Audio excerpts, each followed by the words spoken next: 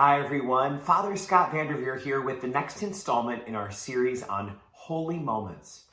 And this one turns us to the topic of meeting people where they're at, when they're in a rough time, or when they're making choices that are not the ones we would make.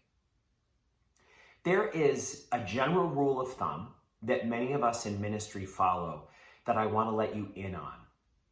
And it has to do with the doctrines and dogmas of the church. Dogmas are the very central core teachings of our faith. Things like Jesus is the Son of God. Jesus came to earth to save us from our sins. Like the Eucharist is the body and blood, the soul and divinity of Christ. All of those are dogmas. Then on top of dogmas are doctrines, which are the implications that the dogmas have in our life. So they are the rules for good conduct that we have in the church and the way that we understand how God is at work in the world. So I just give you those two words: dogma, the central truths of the faith; doctrine, the teachings that come from the central truths of the faith. And then I'd like to share this with you. When someone is going through a hard time, when you're meeting someone who is in crisis, when you are talking to someone whose choices have led them down a bad path, you don't treat trauma with dogma. If dogmas are the core teachings of the church and trauma is the very difficult experience of being human at certain especially painful moments of life, you don't treat trauma with dogma. It's a very important truth. A lot of us, because we know that the dogmas of the church are so important, we will, in our fervor, in our passion for our faith, start telling people about the dogmas at the wrong time. We'll tell people who are in the middle of a relationship breakup, well, I told you not to live together. You know, the church teaches that you should never live together before you're married, and so now this is the bed you've made in. No, this is not the way that people wind up coming closer to the church or closer to the teachings of Jesus Christ, by treating trauma with dogma. Trauma needs tenderness. Trauma needs listening. Trauma needs a desire to understand first. You know the prayer of St. Francis, let me not so much seek to be understood as to understand you. The prayer of St. Francis is what's needed when there's trauma.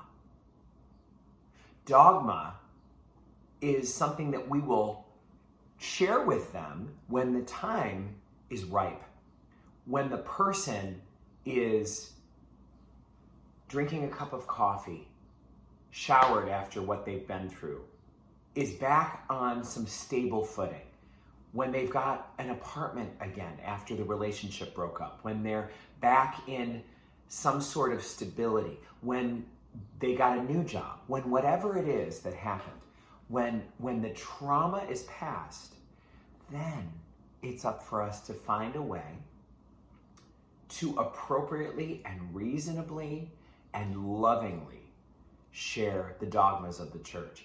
Usually doing it first by showing it in our lives, and then by putting it into words when the person says, what is it about you? Why is your life so much smoother than some others? Why do you seem to have so much peace? Then we share the dogmas. Not in the middle of the trauma. The fact that we have the dogmas of the church is a great gift for us.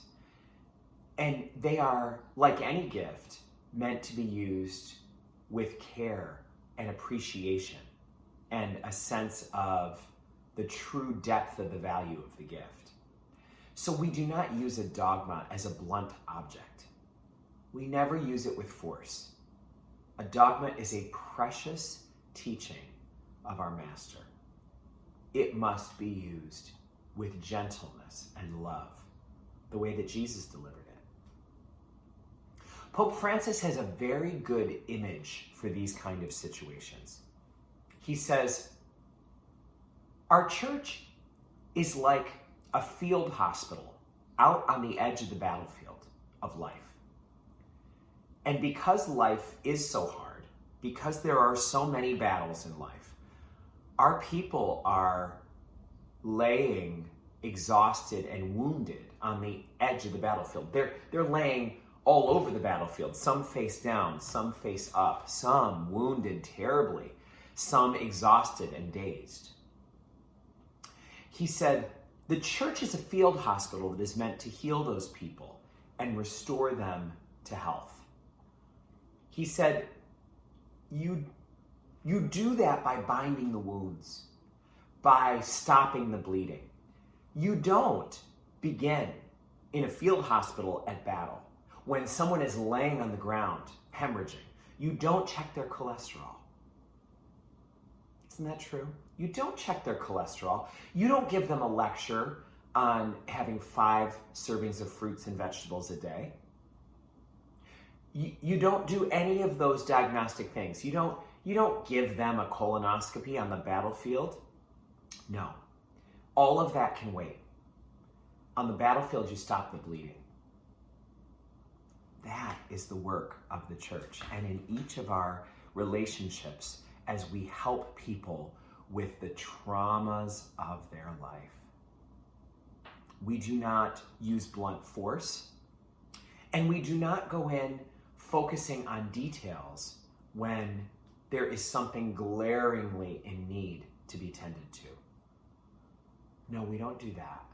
Instead, we bind the wound. We stop the bleeding. We remove the shrapnel. We put ointment on the infection. And then, sometime down the road, when we're bringing someone their 10th cup of tea, and they are asking, what is it about you that makes you so loving? Then we share the dogmas. We share them with our lives, and then we share them with our words. Lord, make me an instrument of your peace. Where there is hatred, let me sow love. Where there is injury, pardon. Where there's doubt, faith. And where there is trauma, let me show compassion. These are the ways we make holy moments, my dear friends. May God continue to bless you all.